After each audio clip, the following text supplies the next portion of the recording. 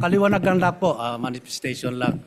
Tungkol po yung nangyari kahapon at marami pong kumakalat sa social media na ako'y lumipat na sa majority, hindi po totoo yan. Nananatili po ako sa minority group at hindi po ako alis dito. At yung pong motion ni Senator Zubiri kahapon ay sinusuportahan ko po. Hindi ko lang po ako nakapagsalita kahapon, kala ko may botohan.